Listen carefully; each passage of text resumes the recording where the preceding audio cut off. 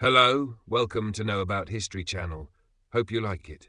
The logistical paradox of the Allied campaign in Western Europe during the latter half of 1944 represents one of the most significant yet frequently overlooked crises of the Second World War, a moment when the most powerful industrial coalition in human history found its spearheads blunted not by a lack of will or courage, but by the sheer physical limitations of its own supply lines. In the aftermath of the successful breakout from the Normandy hedgerows during Operation Cobra in late July 1944, the Allied armies under General Dwight D. Eisenhower embarked on a race across France that was as exhilarating as it was dangerous. The German 7th Army and 5th Panzer Army had been shattered in the Falaise pocket, and the road to Paris, and eventually the Rhine, appeared to be wide open. However, this rapid movement created a strategic vacuum that the Allied logistical apparatus, known as the communications zone or comms, was never designed to fill. The fundamental problem was the tyranny of distance. As the 3rd United States Army under General George S. Patton and the 1st United States Army under General Courtney Hodges raced eastward, they moved further away from their primary supply bases in Normandy with every passing hour. By late August, the pipeline that delivered fuel, food, and most critically, ammunition, was stretched to its absolute breaking point. The euphoria of the liberation of Paris masked a grim reality. The Allied advance was outrunning its own shadow, and a catastrophic shell hunger was beginning to take hold of the frontline units. The root of this crisis was the unexpected speed of the German collapse. Allied planners had anticipated a methodical, phase line-based advance that would allow for the gradual rehabilitation of French rail networks and the development of major forward supply depots. Instead, the Allied divisions were covering 30 to 40 miles a day. This necessitated a total reliance on motor transport, as the French railways had been systematically destroyed by Allied bombing during the pre-invasion transportation plan and by the retreating Germans. To address the immediate need for transport, the Allies created the Red Ball Express, a massive truck convoy system that utilized thousands of vehicles and drivers, operating on a one-way loop to rush supplies to the front. While the Red Ball Express was a feat of organizational brilliance, it was inherently inefficient. A significant portion of the fuel being carried by the trucks was consumed by the trucks themselves just to make the round trip. Furthermore, the constant pounding of heavy trucks destroyed the French roads, and the mechanical attrition on the vehicles was staggering. More importantly, the Red Ball Express was primarily focused on fuel and rations. Ammunition, being incredibly heavy and requiring specialized handling, often took a backseat in the hierarchy of priority. As the Allied armies reached the German border in September 1944, they encountered the Siegfried Line or West Wall, a formidable system of bunkers, pillboxes, and anti-tank Dragon's Teeth. The war of maneuver, which favored the fast-moving Allied armored columns, suddenly transitioned back into a war of attrition and siege warfare. This shift had a devastating impact on ammunition consumption. To crack a concrete bunker or suppress a German battery embedded in a hillside, the Allied doctrine relied heavily on overwhelming artillery fire. The American way of war was built upon the concept of reconnaissance by fire and the massed application of high explosives to minimize infantry casualties. However, by October 1944, the ammunition depots were nearly empty. The shell hunger was no longer a threat, it was a reality. Artillery commanders were forced to implement strict rationing, sometimes limiting a battery to just 2 or 3 rounds per gun per day. For a military that measured its strength in its ability to fire tens of thousands of rounds in a single engagement, this was a form of operational paralysis. The strategic failure to secure a major port closer to the front lines exacerbated this crisis. The capture of Antwerp in early September by the British 11th Armoured Division was a potential turning point, as it was one of the largest and most modern ports in Europe. However, the port remained useless because the Germans still controlled the banks of the Scheldt estuary, preventing Allied shipping from reaching the docks. General Bernard Montgomery, focused on the daring but ultimately flawed Operation Market Garden, neglected to prioritize the clearing of the Scheldt. This decision proved to be a logistical catastrophe. While the Allies were attempting to leapfrog into Germany from the air, the heavy tonnage of ammunition they needed for a sustained ground offensive was still being offloaded onto the beaches of Normandy or through the single, damaged port of Cherbourg, nearly 500 miles to the west.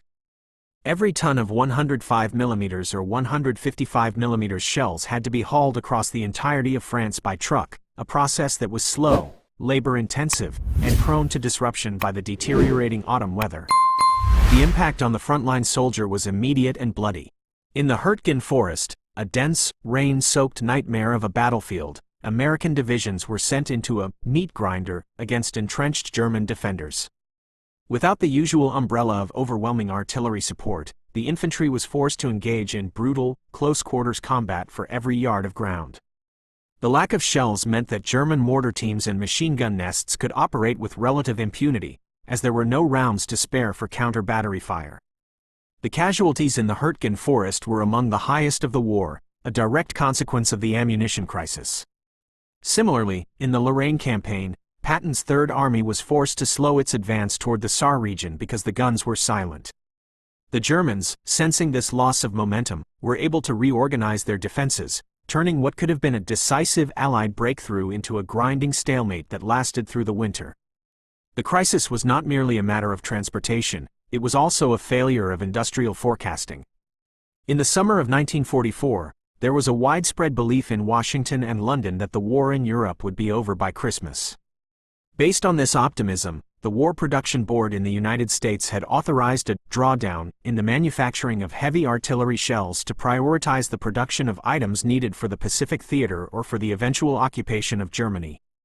This industrial demobilization meant that even as the demand for shells skyrocketed on the Siegfried Line, the actual supply being produced in the factories of the Midwest was declining.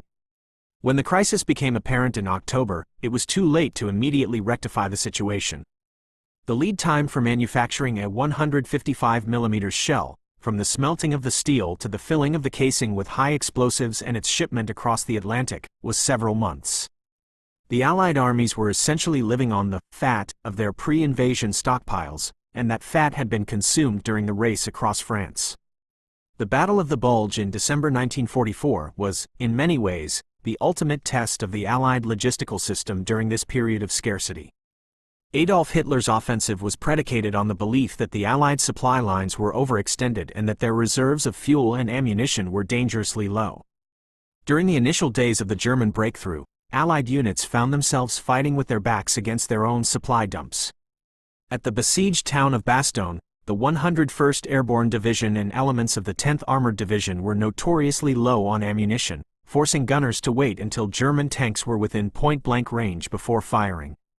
The eventual Allied victory in the Ardennes was achieved through a heroic effort to redistribute the meager supplies that remained. Ordnance officers worked around the clock to reroute convoys through the snow and ice, often coming under direct fire from German patrols. The crisis forced a level of tactical improvisation that redefined the role of the support services, proving that the tail of the army could be just as courageous as the teeth. The resolution of the ammunition crisis only began in late November 1944, when the Battle of the Scheldt finally ended with the clearing of the estuary, allowing the first Allied supply ships to dock at Antwerp. The opening of Antwerp shortened the supply line by hundreds of miles, effectively bypassing the bottleneck of the French roads. At the same time, the repair of the French rail network, spearheaded by the military railway service, allowed for the movement of bulk tonnage that trucks could never match. By early 1945, the ammunition panic in the United States had resulted in a massive resurgence in factory output, and the first of these new shells began to arrive at the front in quantities that allowed for the resumption of high-intensity operations. The Allied crossing of the Rhine in March 1945 was supported by a level of artillery fire that eclipsed anything seen previously in the war, a final, overwhelming display of industrial might that signaled the end of the Third Reich. The historical significance of the 1944 ammunition crisis lies in its demonstration of the limits of mechanized warfare. It proved that an army's operational reach is strictly defined by its logistical capacity, and that a failure to harmonize strategy with supply can lead to strategic failure. The Allied leadership learned a bitter lesson about the dangers of over-optimism and the importance of securing deep water ports. The crisis also highlighted the incredible resilience of the Ordnance Department and the Quartermaster Corps, whose ability to improvise in the face of systemic failure kept the Allied advance from collapsing entirely. The shell hunger of 1944 remains a sobering reminder that in the age of total war, the factory is as much a part of the battlefield as the trench, and the clerk managing a manifest is as vital to victory as the general moving divisions on a map. The technical complexity of the ammunition supply chain further complicated the crisis. It was not enough to simply deliver shells. The Army required a specific mix of high-explosive, HE, armor-piercing, AP, smoke, and illumination rounds, each with their own specific fuses and propellant charges. In many instances, crates of shells would arrive at the front without the necessary fuses, or with the wrong type of propellant for the specific weather conditions. This micro-logistical failure added layers of frustration to the broader shortage. Ordnance units in the field were often forced to cannibalize fuses from damaged rounds or to perform dangerous field modifications to make the ammunition compatible with the guns. This level of technical improvisation was a hallmark of the Allied response to the crisis, reflecting a sophisticated understanding of ballistics and chemistry among the rank-and-file specialists. Furthermore, the broad front strategy championed by Eisenhower played a direct role in the ammunition shortage. By advancing on all fronts simultaneously, Eisenhower ensured that no single German army could be reinforced at the expense of another, but he also diluted the Allied logistical strength. Every division from the North Sea to the Swiss border required a daily slice of the limited supply of shells. General Montgomery and General Patton both argued for a narrow-thrust strategy, where resources would be concentrated on a single point to achieve a decisive breakthrough.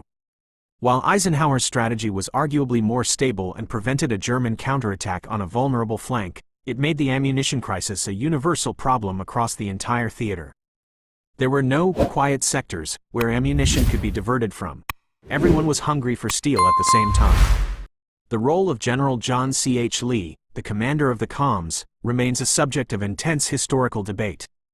Known as Jesus Christ himself, a play on his initials, by his detractors, Lee was a controversial figure who was often accused of prioritizing the comfort and supply of his own headquarters in Paris over the needs of the combat troops.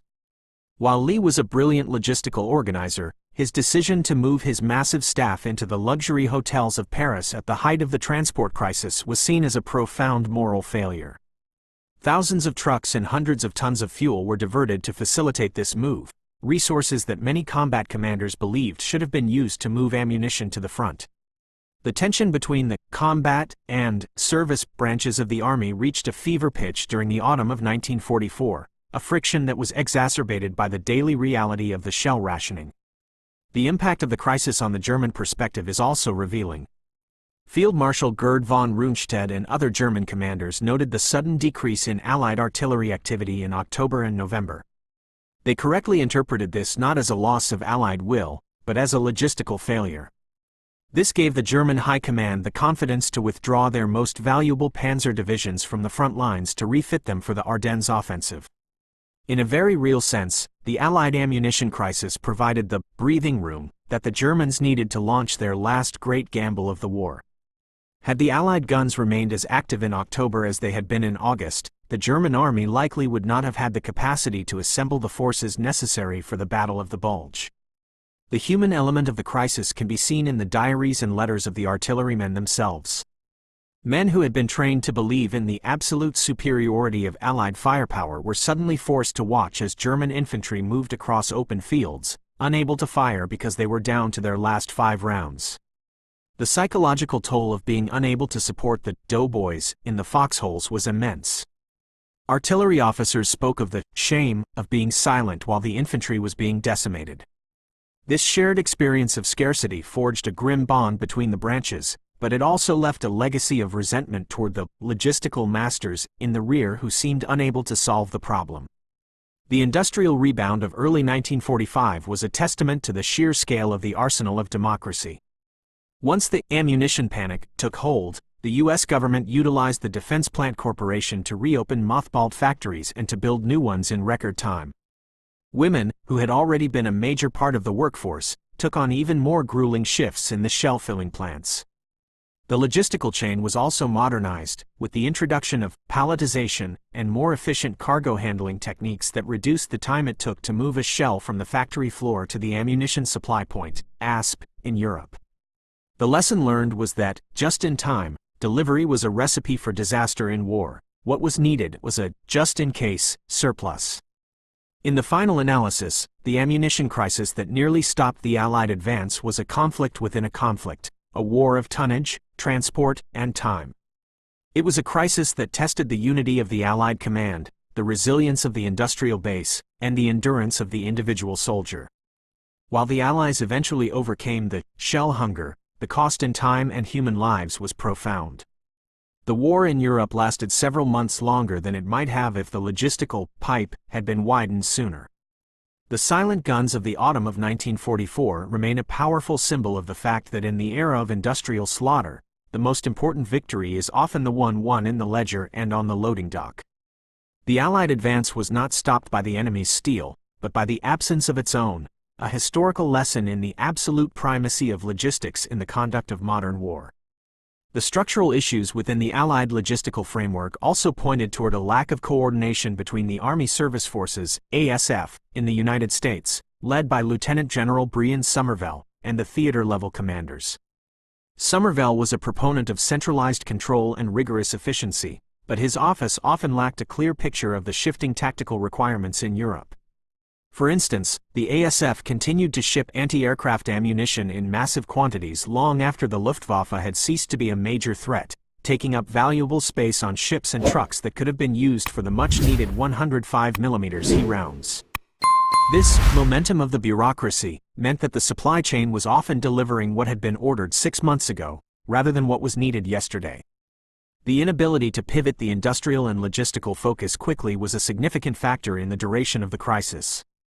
The geography of the French interior also played a role. The bottleneck at the Avranches corridor, the narrow gateway through which all supplies had to pass to enter the French interior, was a constant source of congestion. A single accident or a localized German airstrike could stop the flow of supplies for hours. The Allies also struggled with the theft of transport. Combat commanders would often hijack truck convoys intended for other units or for higher-level depots to ensure their own troops were supplied. This cannibalization of the logistical system by the very people it was intended to serve created a chaotic and unpredictable environment that made accurate forecasting nearly impossible. The crisis also forced a rethink of Allied air-ground cooperation. When the artillery went silent, the tactical air commands, such as the IX-19 TAC, were called upon to fill the gap. Fighter bombers like the P-47 Thunderbolt became flying artillery, tasked with destroying the bunkers and batteries that the howitzers could no longer suppress. While effective, the air support was dependent on the weather, which was notoriously poor during the autumn of 1944. On the days when the fogs of Europe rolled in, the Allied infantry were left truly alone, without shells or planes to protect them. This vulnerability reinforced the military's understanding that while air power was a vital tool, it could never fully replace the 24/7, all-weather reliability of ground-based artillery. The resolution of the crisis was also aided by the liberation of German ammunition stockpiles. As the Allied armies finally pushed into Germany, they captured massive subterranean depots that the retreating Wehrmacht had been unable to destroy. In some cases, Allied ordnance teams were able to modify German 88mm and 105mm rounds to be fired from Allied guns, or they utilized captured German artillery pieces to augment their own fire. This, living off the land, was a desperate measure, but it provided a critical margin of survival for units in the most active sectors. The irony of using German steel to break the German line was not lost on the Allied gunners. As the war drew to a close, the ammunition crisis of 1944 became a foundational case study for the burgeoning field of operations research. Scientists and mathematicians began to analyze the flow of supplies with the same rigor they applied to ballistics. They looked at the turnaround time of trucks, the breakage rates of shells, and the expenditure per casualty ratios. This data-driven approach led to the development of modern military logistics, ensuring that the shell hunger of 1944 would never be repeated in the Cold War or beyond. The crisis had transformed the way the military thought about the business of war, proving that the logistical tail required as much scientific and strategic attention as the combat teeth.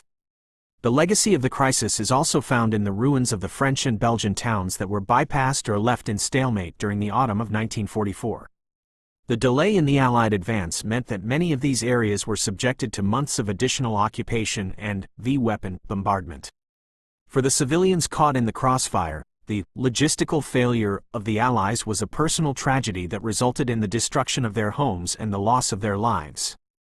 The cost of the silent guns was paid in the currency of civilian suffering, a sobering reminder that the efficiency of a supply line has profound human consequences far beyond the battlefield.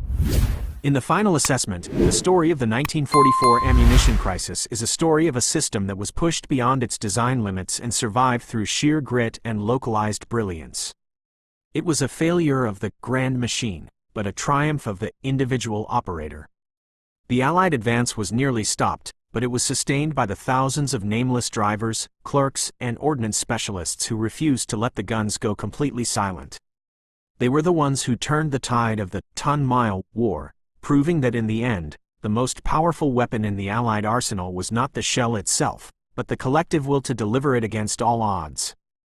The guard on the wrong coast in Normandy, the snipers in the ruins of Stalingrad, and the medics in the field all played their parts, but it was the resolution of the ammunition crisis that ultimately provided the heavy metal required to shatter the gates of the Third Reich and bring the war to its inevitable conclusion. The tactical shifts necessitated by the shortage also led to a greater reliance on armored infantry and the development of better small unit tactics. When artillery wasn't available to soften up a target, the infantry had to become more adept at using smoke, grenades, and localized maneuver to close with the enemy. This forced a maturation of the Allied infantry divisions, which had previously been criticized for being too reliant on their supporting arms. By the time the ammunition began to flow again in 1945, the Allied infantry were a much more formidable and self-reliant force, capable of conducting complex operations even in the absence of overwhelming fire. This evolution was a silver lining to the cloud of the ammunition crisis, creating a battle-hardened force that was prepared for the final, brutal struggle inside the German heartland. The strategic debates of late 1944, particularly between Eisenhower and his subordinates, reflect the immense pressure that the logistical crisis placed on the high command. General Bradley, General Montgomery, and General Patton all had different visions for how to end the war, and each vision was constrained by the reality of the supply manifest. The ammunition crisis was the silent arbiter of these debates, a physical reality that overrode the egos and ambitions of the great captains. It forced a level of cooperation and compromise that was essential for the survival of the alliance, proving that even the most powerful generals are ultimately servants of the supply sergeant. As we look back at the history of 1944, the ammunition crisis serves as a bridge between the heroic age of warfare and the managerial age of modern conflict. It was a moment where the glory of the charge was replaced by the grind of the delivery schedule. It was a time when the most important maps were not the ones showing the movement of divisions, but the ones showing the location of truck stops and railheads. The victory of 1945 was a victory of the assembly line and the logistical network, a triumph of the arsenal of democracy over the chaotic and fragmented economy of the Nazi state.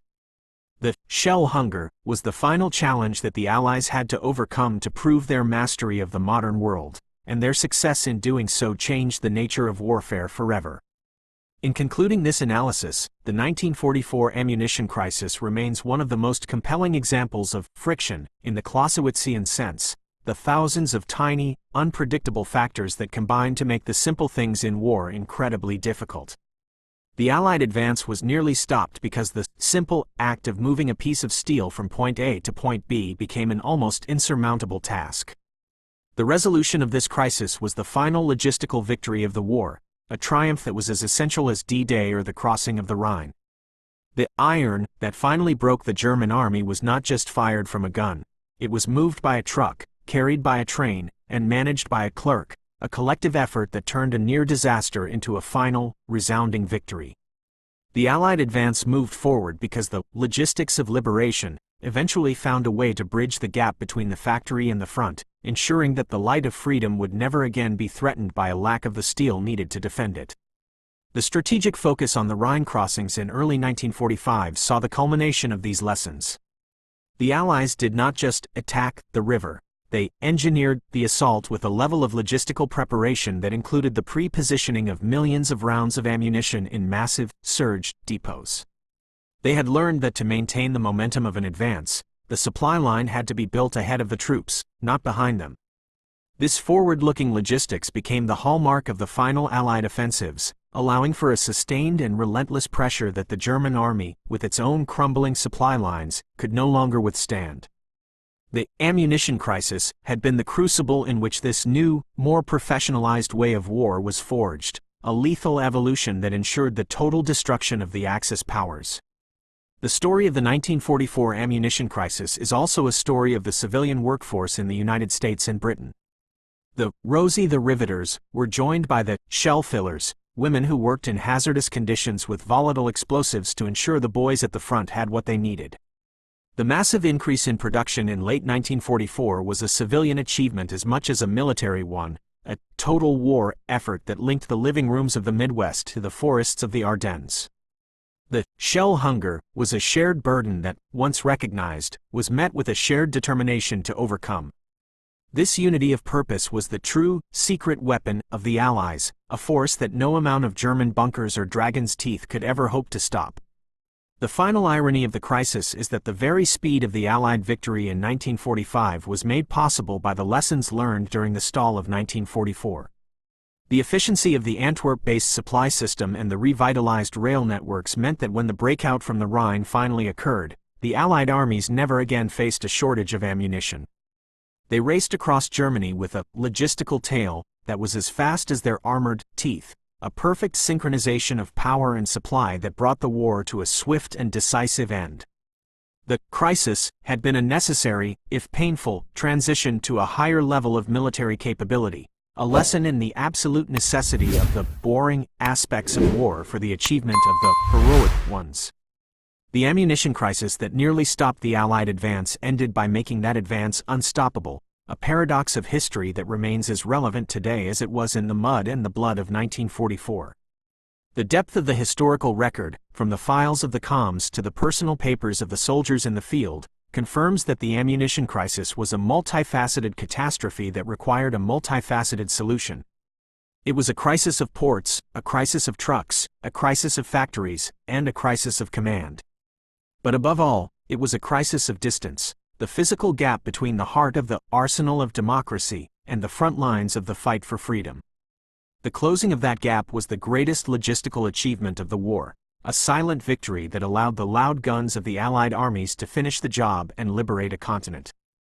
The wrong coast was guarded by Hitler's shadows, the ruins were held by snipers, and the survival rates were turned upside down by medics, but it was the bullets and shells that finally cleared the path to peace. The story of the 1944 ammunition crisis is the story of how that path was paved, 1 ton of steel at a time, until the road to Berlin was finally, irrevocably, open. In retrospect, the crisis also forced the Allies to integrate their logistical intelligence with their tactical intelligence. They realized that knowing where the enemy was located was only half the battle. They also needed to know exactly how much ammunition it would take to destroy them and how long it would take to get that ammunition to the front. This led to the creation of more sophisticated consumption tables and delivery schedules that are still used by modern militaries today. The science of supply was born in the desperate months of 1944, a legacy of the time when the liberation of Europe hung by the slender thread of a truck convoy and the contents of a shipping manifest. The ammunition crisis was the ultimate test of the Allied industrial and logistical system, and the victory over that crisis was the ultimate proof of its superiority. The guns of 1945 were loud because the lessons of 1944 had been heard, ensuring that the shell hunger of the past would never again haunt the battlefields of the future. The strategic patience required to solve the crisis also reflected the political maturity of the Allied coalition. Despite the intense pressure to do something during the autumn stalemate, Eisenhower and his staff remained focused on the long-term logistical solution, the clearing of Antwerp and the repair of the railways. They refused to be drawn into prestige battles that would further deplete their meager reserves. This discipline was essential for the eventual success of the campaign, proving that in war, the most difficult decision is often the decision to wait. The silence of the Allied guns in late 1944 was the silence of a military that was gathering its strength for the final blow, a strategic pause that led directly to the total collapse of the German resistance in 1945. The ammunition crisis was the fire that tempered the Allied sword, making it sharp enough to cut through the final defenses of the Third Reich and bring the long night of Nazi occupation to an end. As the history of the war continues to be written, the 1944 ammunition crisis serves as a reminder that the glamour of combat is built on a foundation of unglamorous work. The truck driver, the dock worker, the factory hand, and the supply clerk were the heroes of the 1944 crisis, the people who kept the arsenal of democracy functioning when it was at its most vulnerable. Their contribution was measured not in medals or territory, but in the steady flow of crates that eventually reached the front. They were the ones who turned the hunger into a feast and the stall into a race, a collective effort that remains one of the greatest organizational achievements in the history of human endeavor. The ammunition crisis that nearly stopped the Allied advance was, in the end, the crisis that proved the Allies could never be stopped. The final word on the crisis must go to the soldiers who lived it, the men who stood in the rain of the Hurtgen forest or the snow of the Ardennes, waiting for the sound of their own artillery. For them, the ammunition crisis was not a logistical problem, it was a matter of life and death. When the shells finally arrived in 1945, they brought more than just destructive power. They brought the hope of a quick end to the war and a return to the homes they had left behind. The iron that fell on Germany in the spring of 1945 was the physical manifestation of a nation's promise to its soldiers that they would never again have to fight alone. The resolution of the 1944 ammunition crisis was the fulfillment of that promise, a triumph of the human spirit and the industrial will that secured the future of the free world. The story of the crisis is the story of how the Allies found their voice again, a voice that spoke in the thunder of 1,000 guns and the final, resounding crack of victory. Would you like me to analyze the specific impact of the shell hunger on the Battle of Metz, or perhaps explore the logistical differences between the British and American sectors during the autumn of 1944 in more detail?